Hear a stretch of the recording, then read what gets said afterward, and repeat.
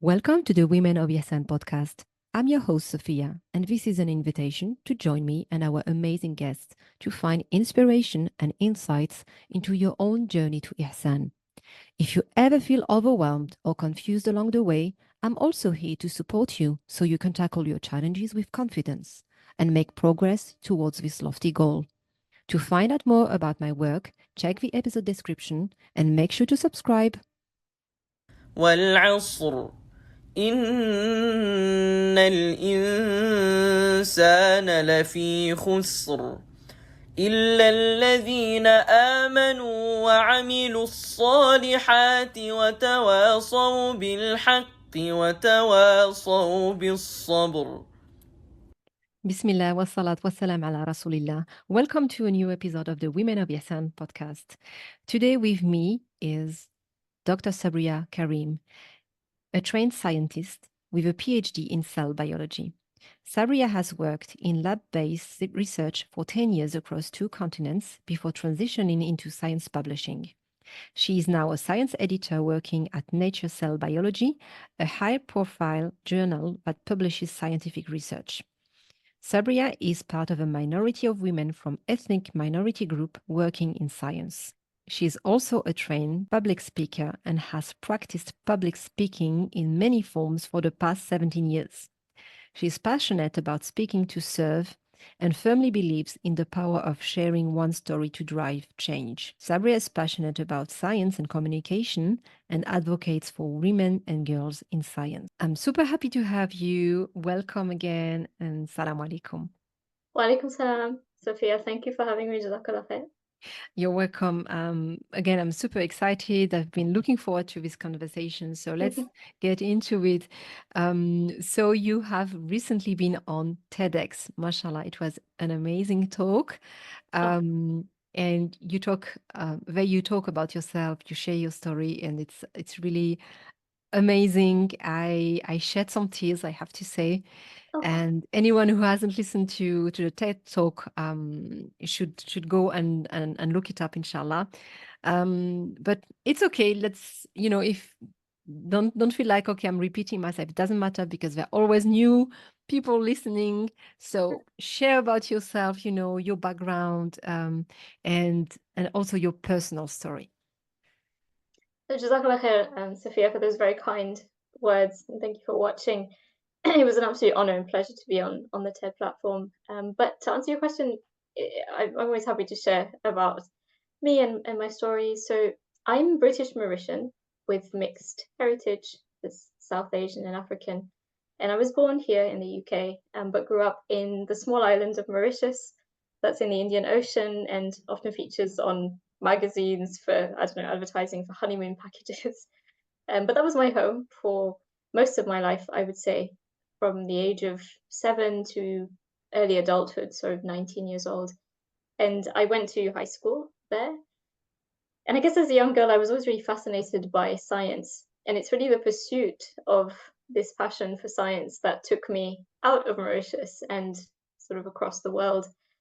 So I went to university here in the UK, but in the north of the UK in Manchester, and I studied for science degrees.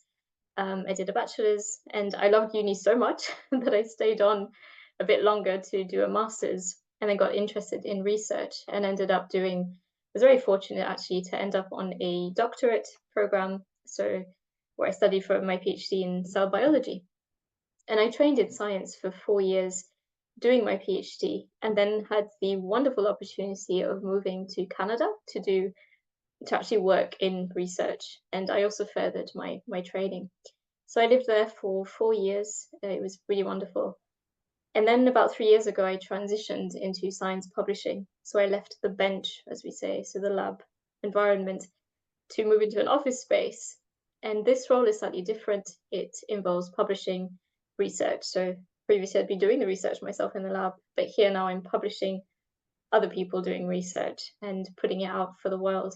And this role brought me back to London, I guess 25 years after leaving as a child. And like you said in my bio, I'm working at this journal that publishes high impact research.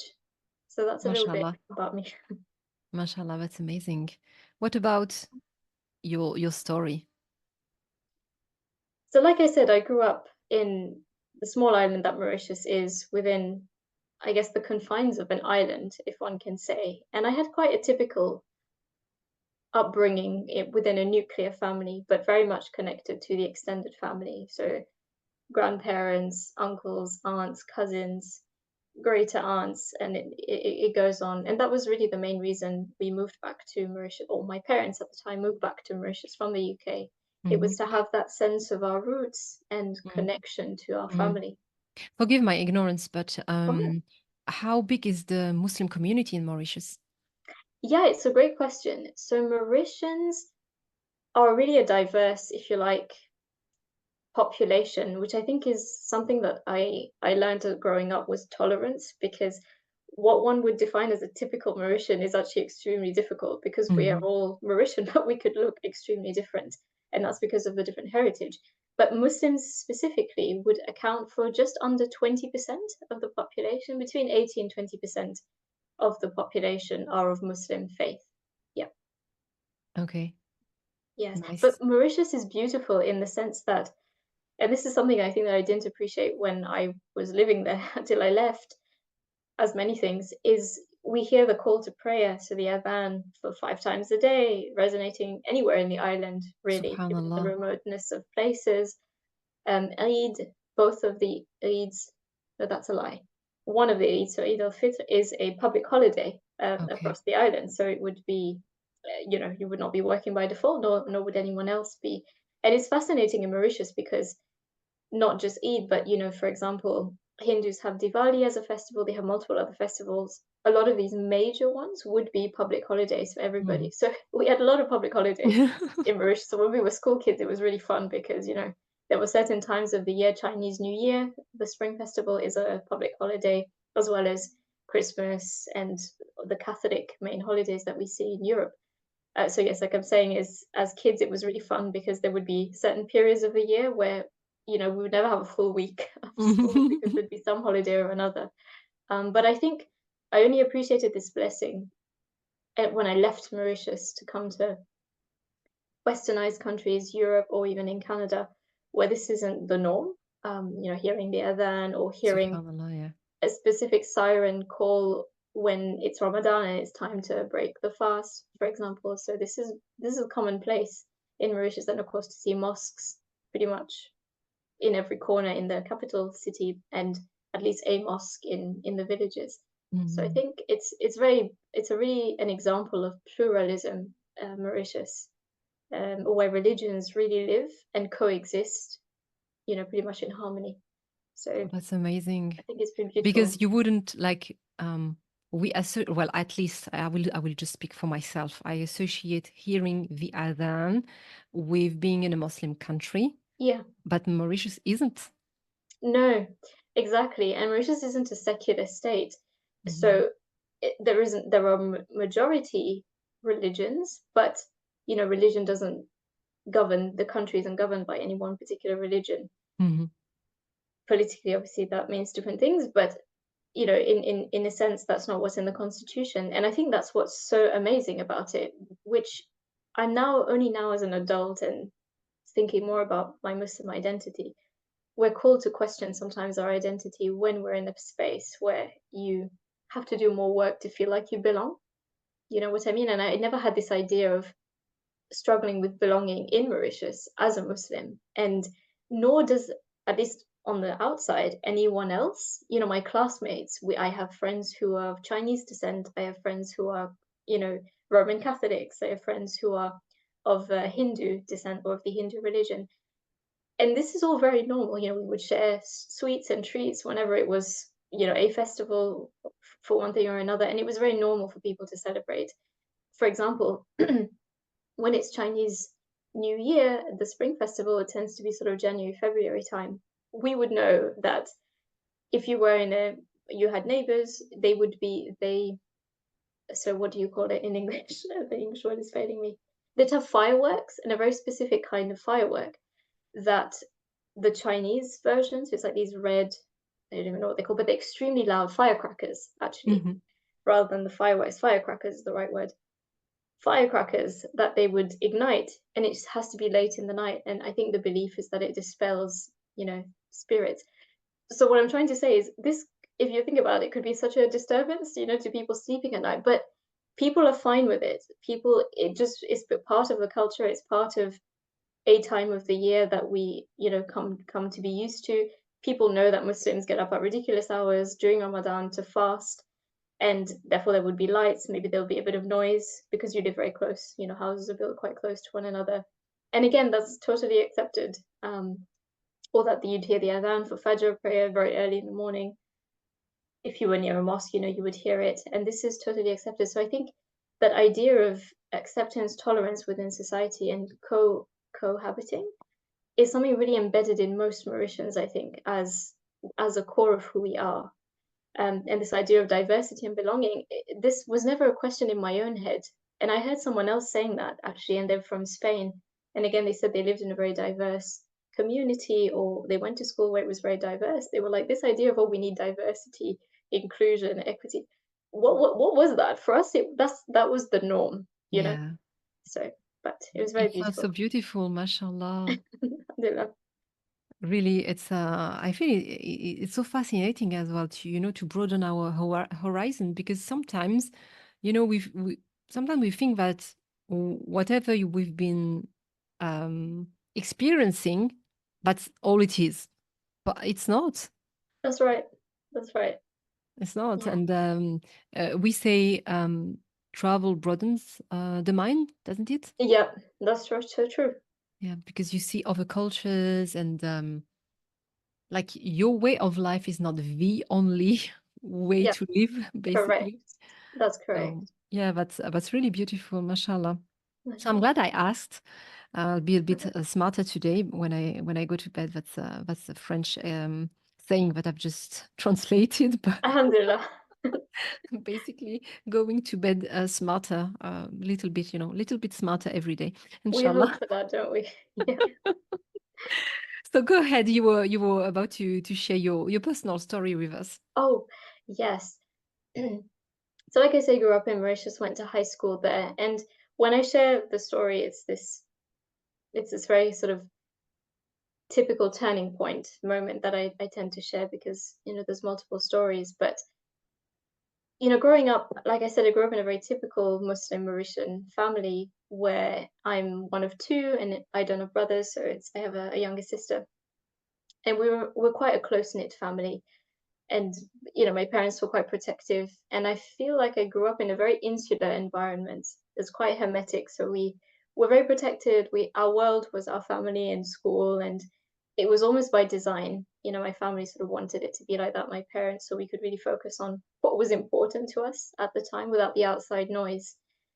But having said that, we were growing up in a context which was Mauritius, and Mauritius being as great as it is, it's also small, if you like. So, and of course, this was many years ago. I'm going to be revealing my age here, but sort of 25 plus years ago, globalization was yet to become a thing, and the internet, etc. So if you lived in a small island somewhere in the Indian Ocean, that was kind of all you knew was happening in the world. And so there were sort of the usual expectations that society places upon women or Muslim women that sort of came into play.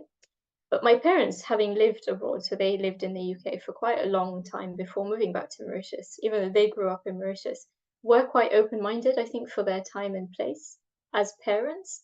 And so my sister and I, we were sort of allowed to do, like whatever we wanted in terms of pursuits and career pursuits. And so I, went off into high school and I did all science subjects because I loved science. I hated math, but I did it for the sake of, being able to do science. And back then I went to an only girls school. That was quite common in Mauritius, but met a guy back in high school in extracurricular sort of tuitions that we would have after school hours. So this was to reinforce understanding what we had at school. And this would typically be a mixed environment because these people would be working during the day and that would be sort of a side business. Anyway, I sort of harbored feelings for this person. in silence, and I think it was mutual. And then we sort of went off to university, because again, everybody in Mauritius is sort of very focused on school, and there's a very pressured system in high school when you're doing your what we call A levels here in the UK and in Mauritius as well, to pass and get good grades, because that would really be your passport to university.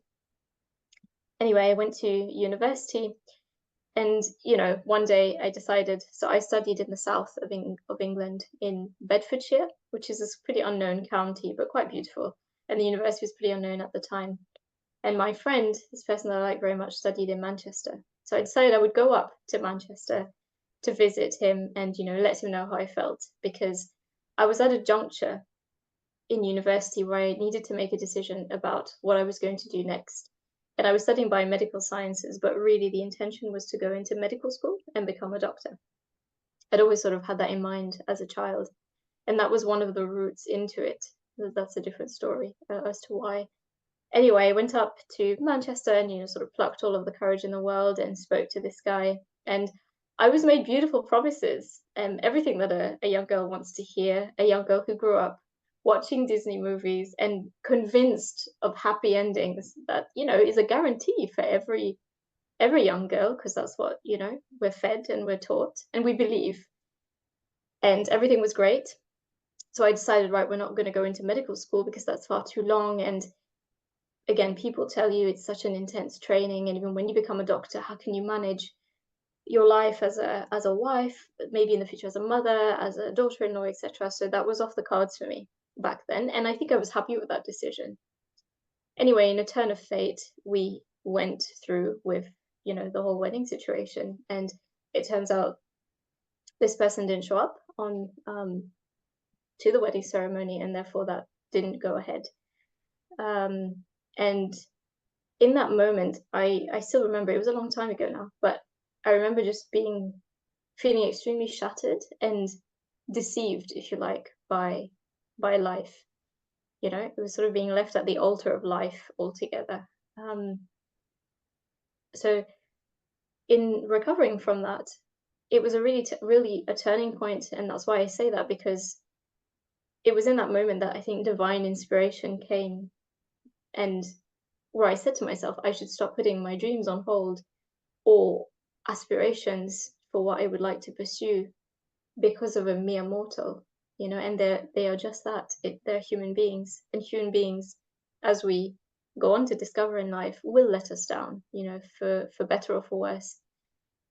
And I think it's that belief that has carried me through the last sort of maybe decade of my life, and has guided sort of every decision that I've made at the different turning points that have happened. So after that point, and sort of after an unreasonable amount of time of depression and watching Disney movies that I had watched as a child to make me feel better, I decided to pick myself up and apply for research degree programs, because at the time I was finishing off my bachelor's degree, and I had final exams, and then it was time to move to sort of further education. And I was doing lab work for my final year project. And I used to spend a lot of time, I only realized this upon reflection, but I used to spend a lot of time in the lab, working more time than I needed to spend. And now I realize it was a coping mechanism. Which sounds crazy to say. And obviously, we know that Salah should be a big thing, but I was a 21-year-old girl who was in tune with her religion, but it wasn't sort of the only way or the only outlet I used to express that pain that I felt at the time.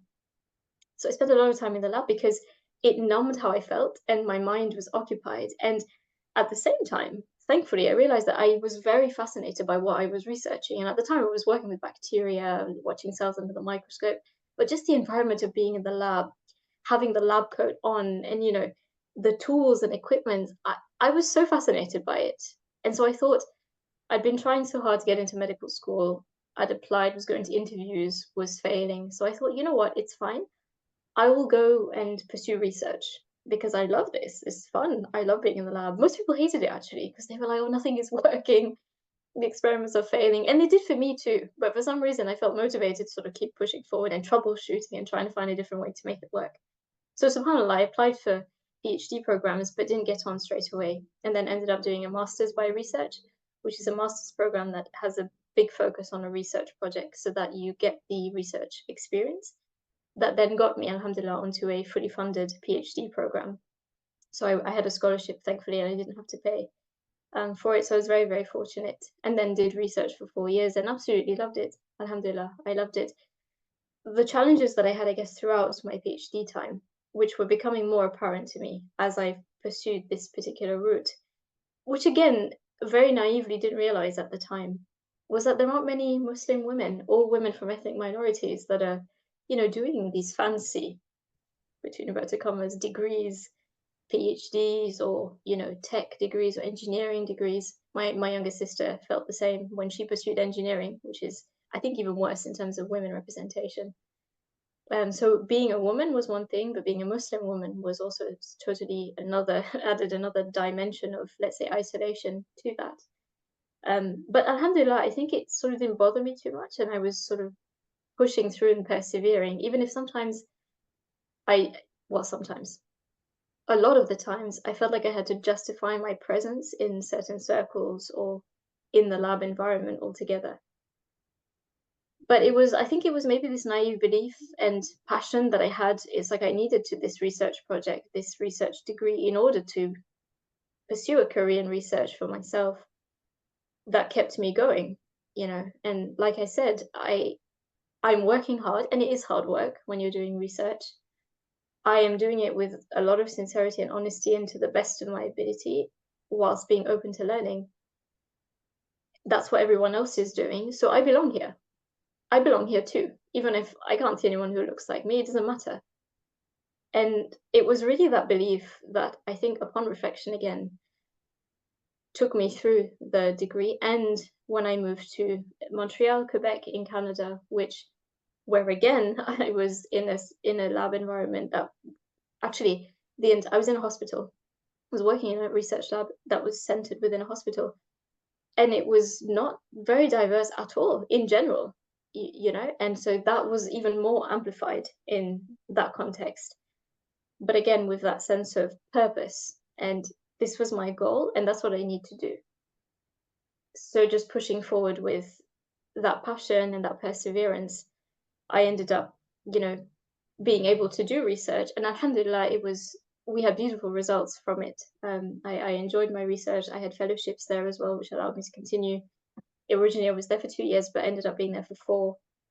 And then things changed in the pandemic. I decided to pivot and transition into a field that actually is very much a silo in research, science publishing.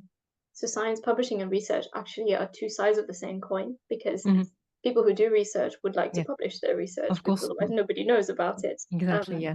But yet, when you're a researcher, you know very little about the actual role of the editor. So I'm an editor that coordinates this whole process of publication.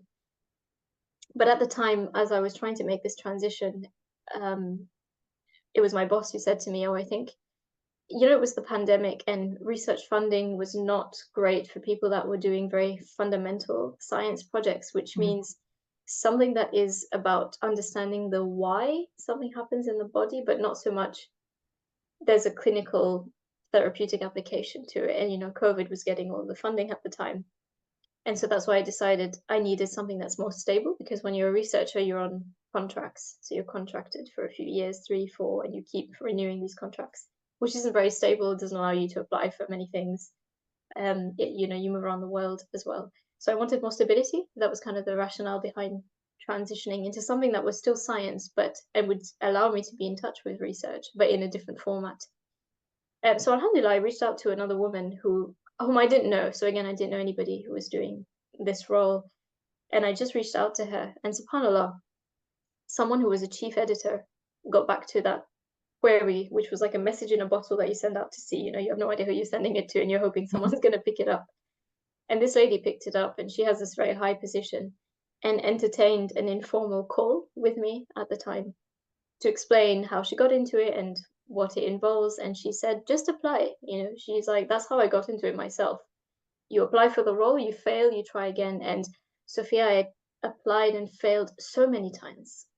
Honestly, it was 4 or 5 years, even when I was still doing research, because my contract ended up getting renewed, but there was a time where I needed to apply for jobs.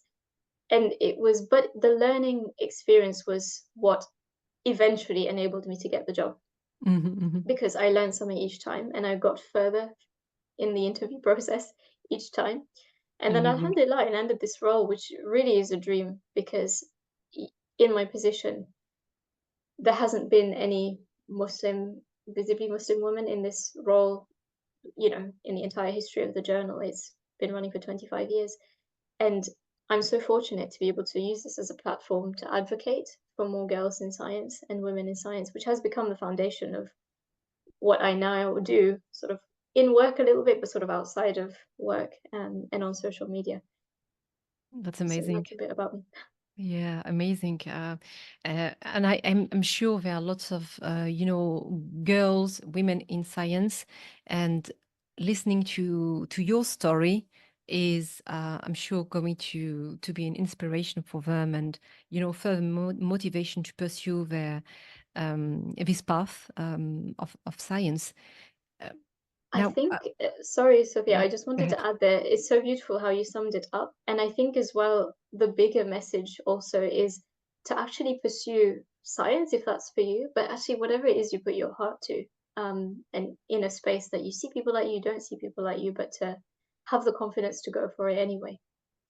Yeah, definitely, definitely. Um, I'm also, I'm also curious at which point, you know, did your faith play a bigger role in your life, and how did it help you in overcoming these challenges? I can hear that it has been ongoing for the last few years. Let's not give like a specific number, but it has been ongoing, and mashallah, I mean, a lot of us, this is how life goes on. Like, it's just one struggle after the other. We get into some kind of stability, and then something happens again, and alhamdulillah, this is the life in the dunya. So what kind of role did your faith play, and how did it shape your perspective in general? I mean, subhanAllah, I was reading this question when you sent it, and I think we could have an entire podcast session just answering this question, I think. So leaning into my faith, into Islam, it's something that's ever evolving in my case. So, and I'd like to hold my hand up and say I'm by no means a perfect Muslimah, nor, anywhere near that. What is perfect? What is perfect? You know, We have established in this podcast a few times, we are not looking for perfection, it's but very we are much a journey, striving, isn't it? for ihsan, because perfection it doesn't exist. That's right, isn't it? And I mean, even on the Ihsan journey, like I feel like there's so much more, there's a long We're way. again, me too. I mean, we are on the journey. Alhamdulillah, at least we Alhamdulillah. are on the journey. Like, So we true. have this awareness that there is a journey, because Yeah, subhanAllah, how many do not even know that it's there, that's true. isn't Alhamdulillah it? for that guidance. So alhamdulillah, may Allah keep us steadfast on this, and we fall, and inshallah we ask Allah to help us, get up again, and I mean, follow what pleases Him, inshallah. I So mean, I share with mean, us how has it been for you? yes, and alhamdulillah, like you said, we learn every day, right? And subhanallah, I'd say sort of for me, it's almost been like a two-way relationship between faith and the challenges or the tests that Allah has sent. And it's really through the challenges that I have, faced so far that deepened my faith. And subhanAllah, so maybe that was the purpose of being sent the test in the first place, to discover something and unlock sort of the next level of how we can practice our faith. So I think if I give a specific example, maybe it gives more context to what I'm saying. So in the case of what happened with my high school friend and that turning point that I refer to in my life, at the time of loss and depression, of course we lean into our faith. SubhanAllah, I was brought up, alhamdulillah, in a Muslim family. I was born a Muslim, very fortunate to be born a Muslim with practicing parents, and we've practiced Islam. But I think each one of us, we may be born into Islam, but we can't take that for granted. We have to find our Islam and light that faith in our hearts and really connect it to who we are as individuals and how we lead our lives. And I think those challenges, maybe they're sent to us for us to find that path and get onto it and take that journey and stay on the journey, you know? So when that loss, that time of loss happened to me, subhanAllah, I think Allah subhanahu wa ta'ala sends guidance in the form of different things. It could be people or resources. And in my case, of course, I was making salah and making dua and finding solace in that piece. But I came across, it was an ad on Facebook, so that was the main social media platform at the time. And I came across this. This is how old we are. Yes, I know. We'll just leave it at that. It was social media at the time. I mean, yeah, it was Facebook, okay? And I had just created, and I was again a bit late bloomer, let's say, on Facebook. I was very hesitant, etc. When I eventually got onto it, I saw this, I think it was a post perhaps on my feed from someone else or whatever. And it was of this image with a backdrop, very beautiful backdrop of trees. And it had Reclaim Your Heart onto it. And in fact, it was the title of a book that had just been released or was about to be released by Yasmin Mujahid, who's an Egyptian writer, psychologist. There it is. My coffee here. So I have this is the other book by the same author. But yes, anyway, I have his book as well. Isn't it incredible, that book? And so it was this background and the message that it just spoke to me. And I didn't even read the post at that point. But something inside me said I need to buy that book. And so I did. I bought the book, and in reading it, I felt like it was a book that was speaking to me, subhanAllah, in the words of the Quran, in the guidance of the Sunnah. And subhanAllah, I don't know if you feel this, and I feel vulnerable saying it, but sometimes we read the Quran and we seek the tafsir and the translation, but we don't receive the message in a way that it's making sense to us. It's still a lot to unpack. But then, subhanAllah, you read these books by these scholars and these learned individuals who have lived maybe longer and have increased guidance, and they place the Quranic verses into life context.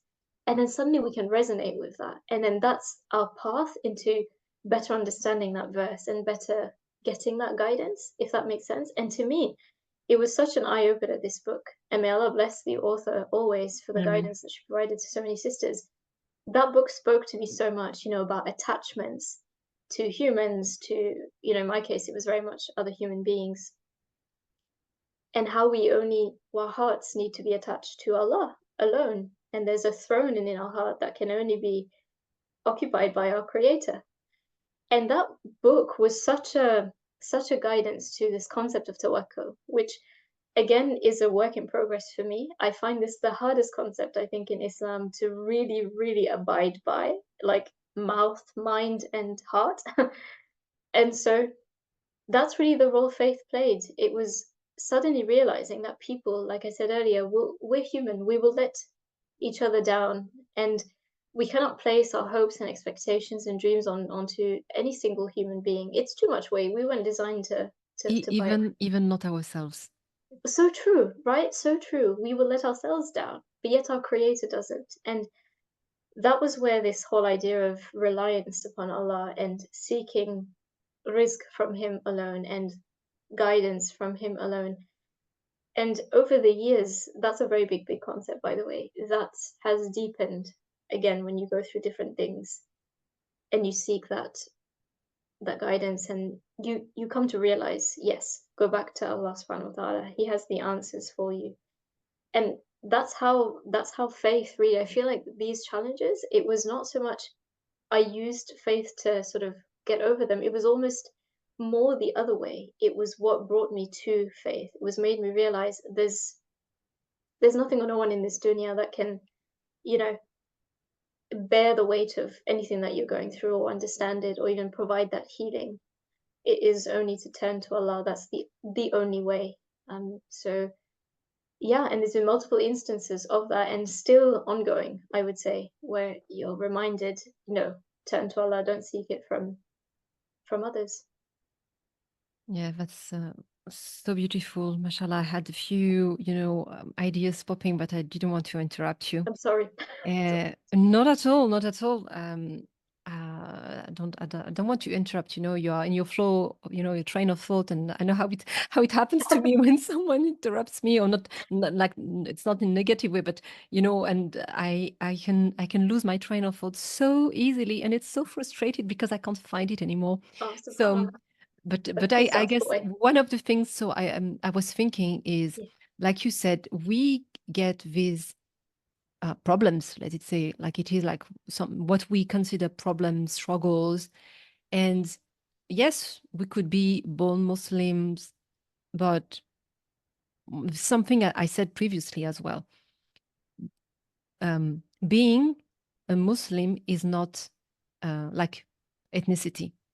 It's not. It's not something that we didn't choose. Yeah. Islam and Iman and Ihsan are are choices. It is intentional.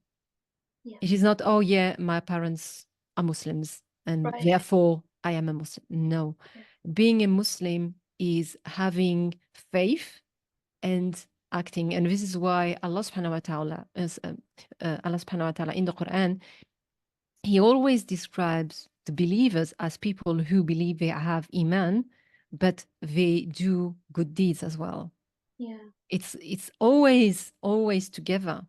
Yeah. Because you have to you have to take action. Yeah. So it is every time a conscious, or it should be most of the time a conscious decision. It is intentional, because we know that in like without the right intentions, our actions, as beautiful as amazing as they might seem, if they are not for Allah, then it doesn't count. Subhanallah. So that was one of the things I was thinking, that these things happen to us to test us, so that every time we choose, we choose, are you going to choose Allah or not? And Yeah.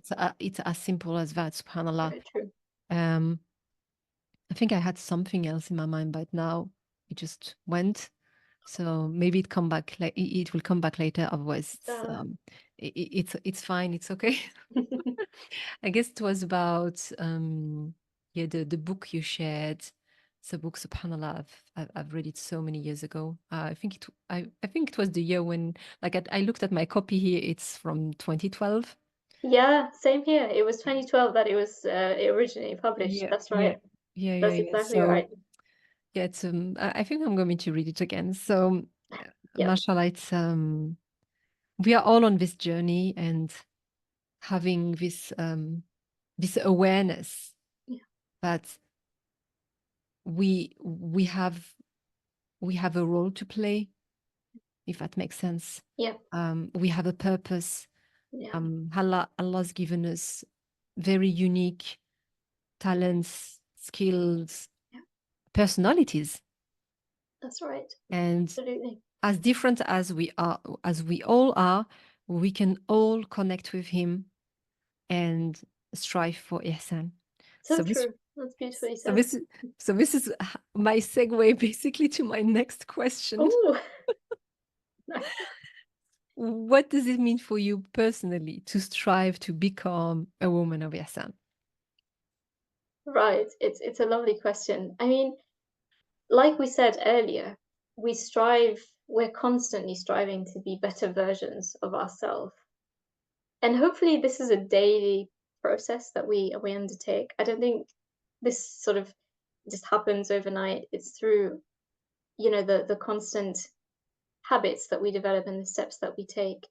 And for me personally, I've come to realize that working on myself is important because it's the only entity that I have, full control over in terms of my response to situations, etc. So I believe in being a little bit better each day. and that hopefully is towards that, on that journey towards ihsan. And like I said, it's these consistent habits are what help us achieve our bigger goals. And I think on a broad perspective, in my view, a woman of ihsan strives to be, you know, the best that she can be in the circumstances that she's in all departments of life, but also lives a life of balance. I think that's very important because so ihsan means excellence, right? And we ideally want to be excellent in our deen, our religion, our family life, in all the roles that we fulfill in family, in our profession, in our purpose. And I think, you know, all of these as a in a society that we live in, as a within the communities that we may belong to, I think all of this we ought strive for excellence because it's in, like you said earlier, it's in our deen for us to strive. So I think personally, at least within the deen part, I think if we sort of try and work on the deen, the rest falls into place. So I've been trying, and I started this during Ramadan, to deepen my connection with the Holy Quran. And like I said, I don't speak Arabic fluently. I understand very little, and I'm very keen on understanding its beautiful words because it's, you know, it's quite complex Arabic. Because I truly believe that the solution to all of our problems that we face on earth as individuals can be found in the Quran. So I think a better understanding of the verses, inshallah, Allah brings the guidance and the enlightenment. So I'm trying this thing where I read a verse each day with the tafsir and the understanding, the translation, but also a little bit of explanation about what the verse means, and then writing my own reflections about it and how I can apply it to my own life. So I think that's at least in the Deen department.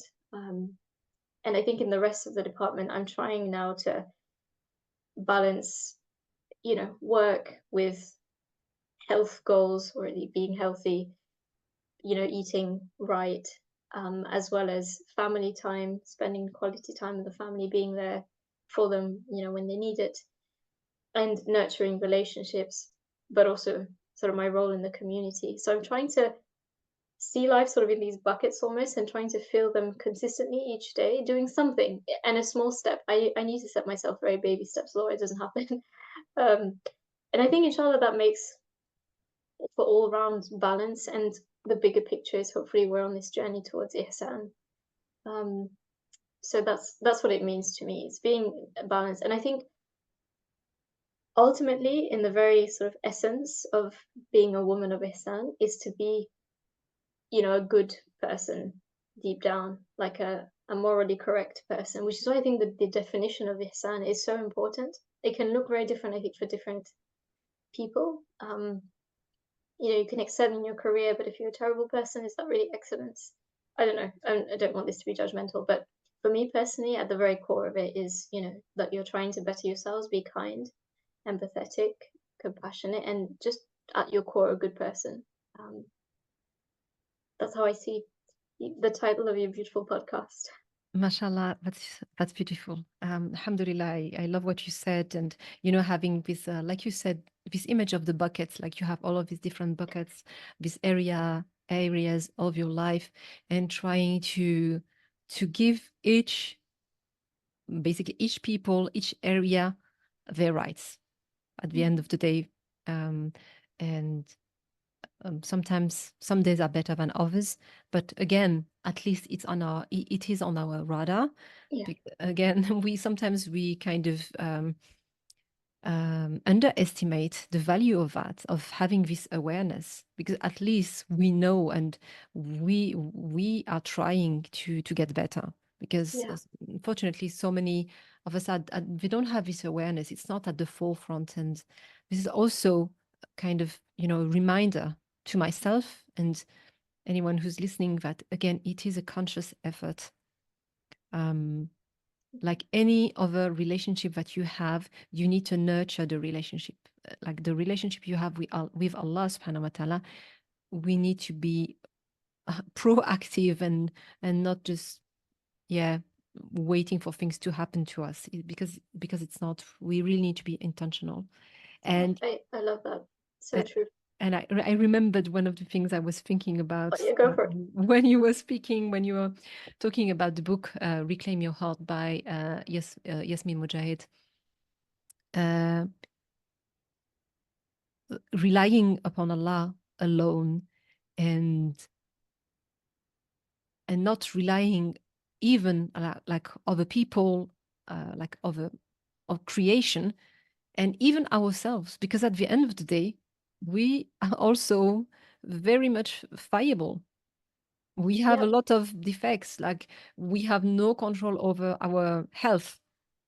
Like I could, like I have absolutely no control over, okay, a headache or fever, and then what can I do? Like I have absolutely no control over that. So that's more the physical, but sometimes I guess it happens to everyone that you're going to have a conversation, or you are driving and you didn't have the time to act properly, and then you think, oh my God, why did I do that? Like like for instance, you didn't leave the priority for the other car, and then after a few seconds you think, oh, but if they had the priority, why did I you know so having this quote unquote not the right behavior in the moment. So, and okay, this wasn't I shouldn't have done that. So we can't even rely completely upon ourselves.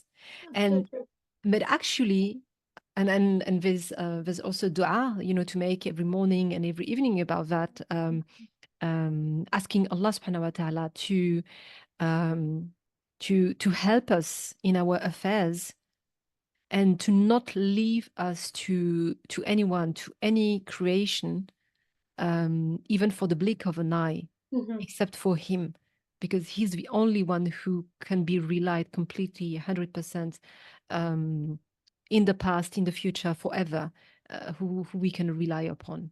The good news is, because He's always there, and we can always rely on Him. This is where our confidence comes from.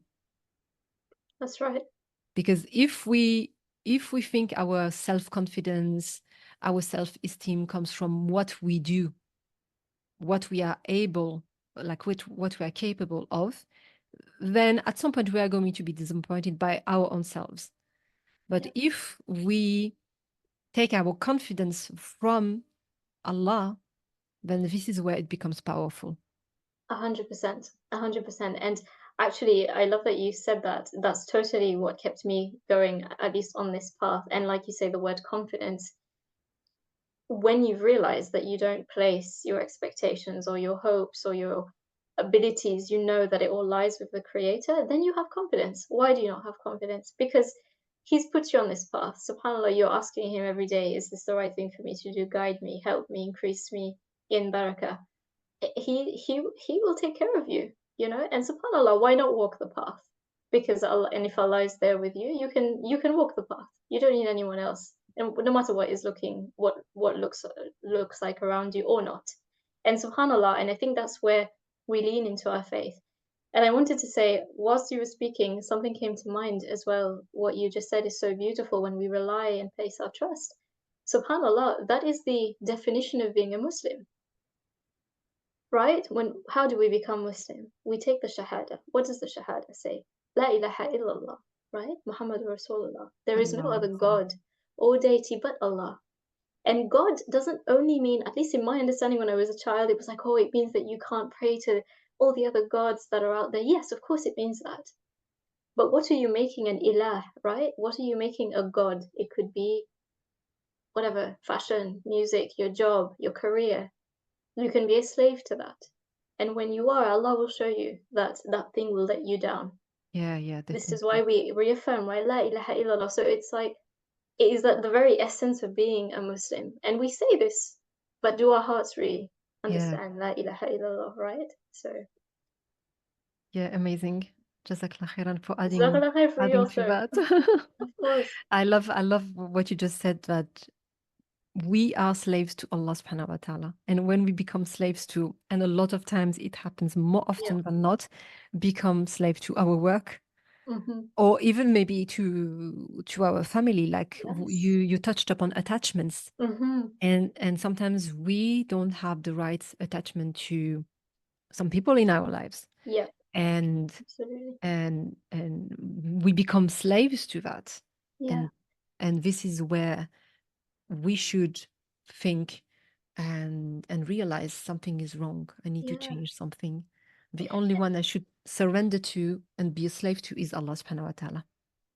And subhanAllah, you know, Sophia, I feel like you said earlier, we're fallible as humans and we're going to fall again and again. And this is how I see it. And of course, this isn't a justification to go off and find all other kinds of gods to worship, but we will slip. We will put the children at the center of our lives. We will put our spouse at the center of our lives and make them, you know, our gods. We will be a slave to our jobs at some point in time, or a slave to money or status, fame, whatever it is, because we are human. And I think the point I'm trying to make is not to berate ourselves on having slipped at some point in time, but Allah subhanahu wa ta'ala, if we are on the guided path and He keeps us on that path, He will send something to guide us back onto that right way, you know, I feel. And sometimes you know, something happens and you're like, oh, why this happened? But then with some reflection and some hindsight, you realize that was probably to set you back on the right path. Exactly, yeah. Where you are only relying on Allah. So I think this is how we grow. Yeah. And become better, inshallah. Amazing. What shall I ask you next? I guess you've shared so much with us. Before I let you go, I still have a few questions. Of course. Tell us about, you know, your routines. Okay. What helps you, you know, on a regular basis, you know, stay on top of your game? Oh, you know, Sophia, this is a work in progress. I'm being perfectly honest and blunt. It's okay. I think it's every answer is a good answer, you know, because I mean, sometimes, especially, I mean, if you're telling me this, I say Alhamdulillah, because you know what we see on social media? Yes. Is like it's like everything has got everything figured out. It is not the case. Know, subhanAllah. So much of that is just fake. So please, like, give us some reality check here. Oh, subhanAllah. I mean, I wish I had this you know, this perfect evening routine and morning routine that I keep every single day on top of. Oh, subhanAllah, it's definitely, that's what I'm aspiring to, but let's just say it's a journey that one is on. But I think on a general level, like I said earlier, I think it's taking time to take care of the body, the mind, and the soul. I'm consciously trying to do more of this nowadays, and I'm beginning to realize that sometimes taking a step back to actually take care of our mental state, how we are doing physically, and checking in with ourselves is actually super important, because in this day and age we get caught up in life and all of the hundreds of things that occupy our attention that need to be done on a daily basis.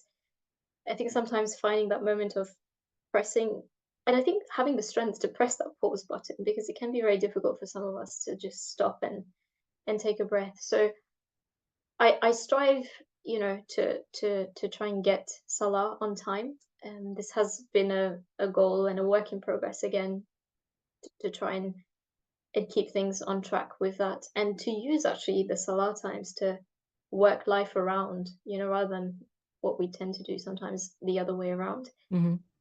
I've been trying recently to incorporate moments of meditation also, or mindfulness, whatever the correct term is, but essentially just sort of stopping, trying to clear the mind and focusing on breathing. You know, 5 minutes, but just to clear the head before going to sleep. I think it is helpful in a world that's constantly with screens and Definitely so many things coming at us. I sometimes find it very overwhelming, I must say. I personally enjoy reading nonfiction as well, so I'm trying to incorporate this into both the morning and the evening routines, if we can even call it that. But you know, because I abandoned reading recently when I joined my current role as an editor, because I spend 90% of my time reading. Mm-hmm. And sort of at the end of the day, I'm like, I think I need to sort of give my eyes a rest. But nonfiction is a lot of fun, and I enjoy reading it. So I'm trying to incorporate, reading into the routine as well, and some form of physical activity, whether it's a brisk walk or going to the gym and doing some laps and a functional training or a class that one can attend, because it makes a big difference, even if it's 30 minutes, just having that time away from the desk, and clearing the mind. So yeah, on a regular basis, I would say sort of trying to prioritize salah, doing things that help clear the head. Meditation is one way. Doing some physical activity is super important to me. Reading nonfiction, so something that isn't sort of overly dramatic and that calms the mind. And one more thing that I would add, I do try to schedule time in for cooking. It sounds crazy, but it's, to me, it's a way of self-care, because we really are what we eat. And I am quite big, and I grew up actually on home cooked food. So I'm not the best at cooking, but I try to, schedule in, prioritize time for making sort of home cooked meals, because I think that's also contributing to like overall health. So this is a little bit what the routine looks like. Yeah, so to I speak. find it looks good. Well, could we're trying to could be keep far these worse. Could be far buckets. worse, in my opinion. So mashallah, thanks for sharing with us. Sometimes, I know it's kind of a bit personal, but it is what it is. We like hearing from other sisters, and what they do, what helps. What can I borrow from them, and I really enjoy these conversations. Is there, like with everything that you have been sharing, it's amazing, mashallah. But what would be your message or piece of advice? I know some people, they say unsolicited advice, but okay. Yeah. I think sometimes, a good piece of advice can go a long way.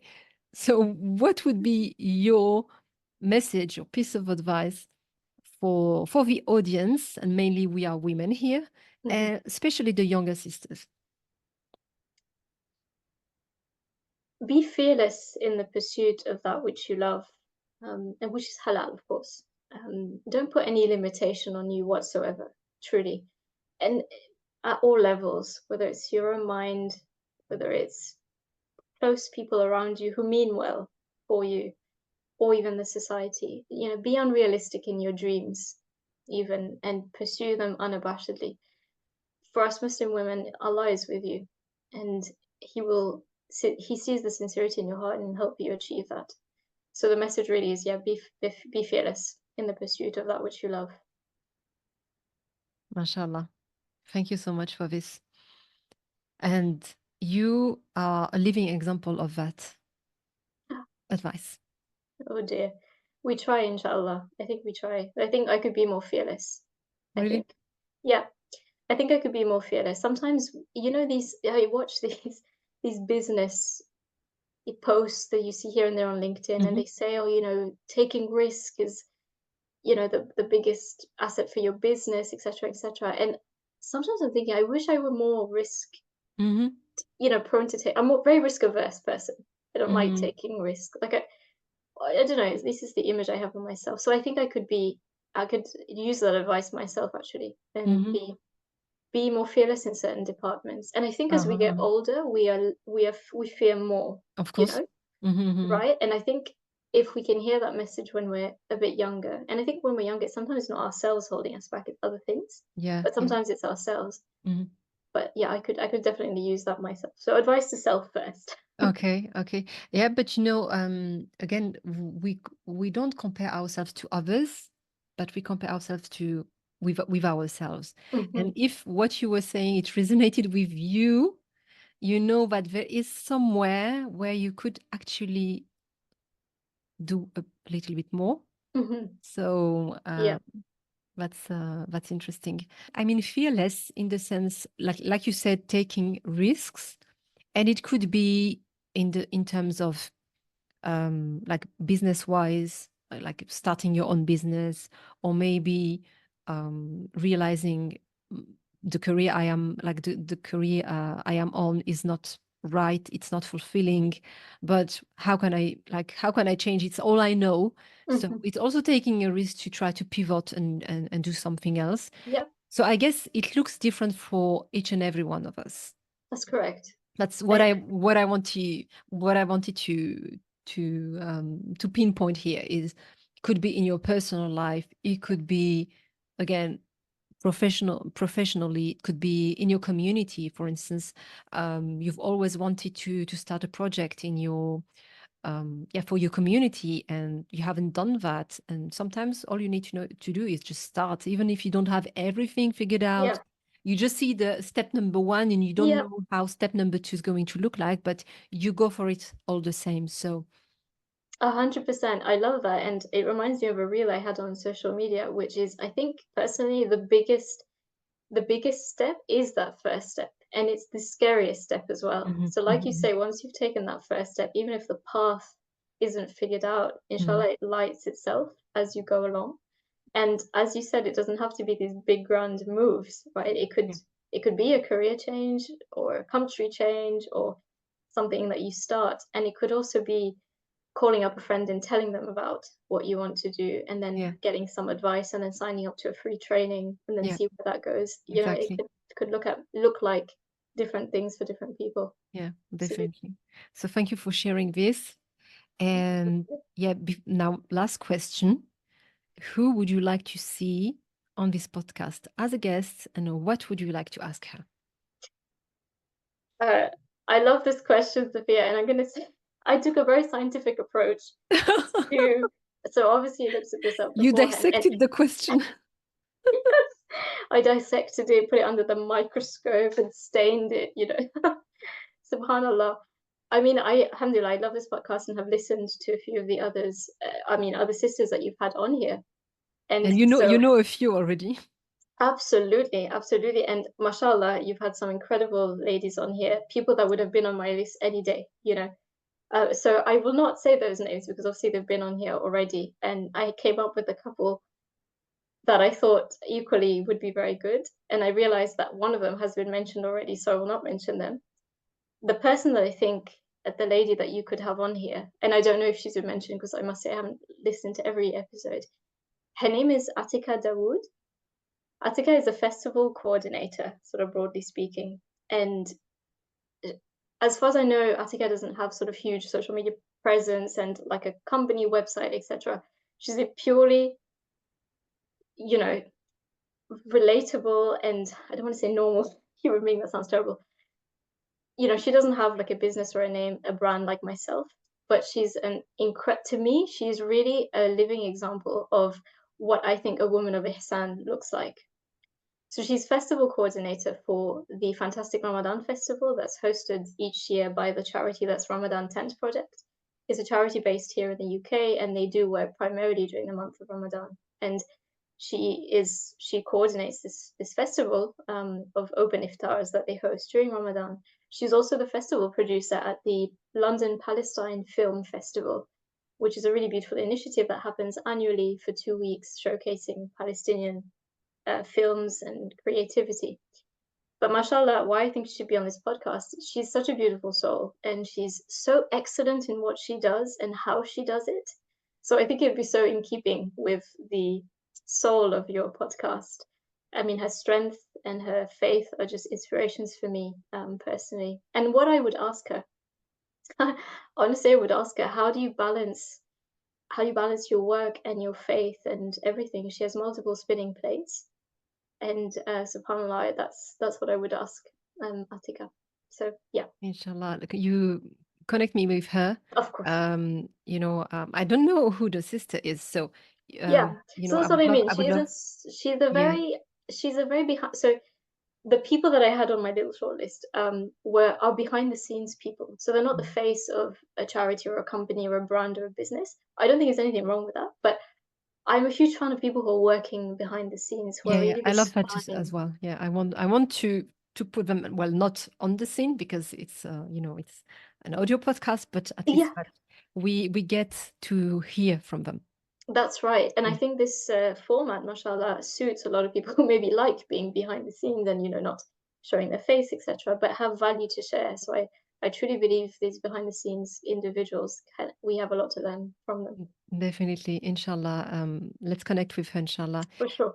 How can people follow you on social media and know what you are up to? Yeah, so I have a couple of social media platforms, mostly Instagram. My Instagram handle is sabria.speaks. So my first name dot speaks.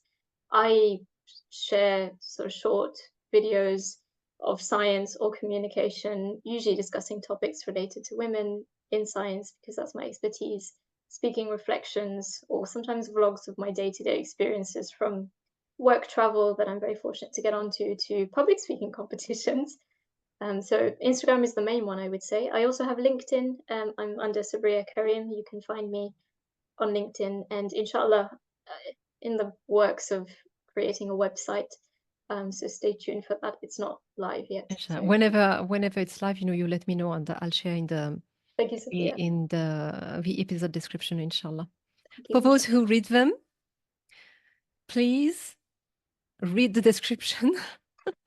Get on her social media. Come and go and follow her if you are also a woman who's interested in science and or communication, becoming a public speaker. We need you. So go ahead and definitely follow Sabrya.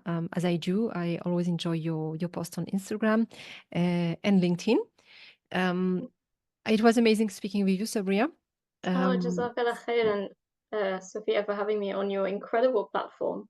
Can Jazakallah I just khairan. say, may Allah place a lot of barakah in your initiative. Ameen. I know from I think a common sister that we know that you started this podcast, following, speaker training, and it's so wonderful to see this platform and how much it's grown, mashallah. It's incredible. I'm sort of sharing it with everybody, saying, oh, you should go. And it's so nice because I believe in sharing our stories, as I shared previously, and this is what you're allowing sisters to do in a safe space, and it's available for us to listen to. So may Allah continue to place barakah in your efforts, Ameen. and Ameen. Thank you so much. may He reward you for your intentions. I mean, thank you so much. Ameen. And if you also enjoyed this episode, please like and share and comment. Make this podcast more visible to other people who never heard about it. I can see that the YouTube channel is also growing slowly but surely. So subscribe to the YouTube channel, and yeah, don't forget to like the video when you listen on YouTube. Inshallah, it goes a long way again. It's all a game of algorithm. The more you show that you liked it, and the more people are going to see it on their feed, inshallah. So jazakumullah khairan. Thanks again, Sabrya, for being with me today, for sharing all of these insights with us. I really enjoyed it, and inshallah, maybe another time we can do a part two, talking more specifically about science and women Oh, pursuing Ameen. their passion. And yeah, I also wish you all the best. May Allah Ameen. put barakah in all of your projects, and Allahumma Ameen. grant you tawfiq in everything, and may Allah accept from all of us. Ameen. Ameen. Thanks. Ameen. Thanks again. Assalamu Thank you so much, alaikum. Sophia. You're Merci beaucoup. welcome. Wa alaikum salam. De rien. Wa alaikum salam wa rahmatullahi wa barakatuh.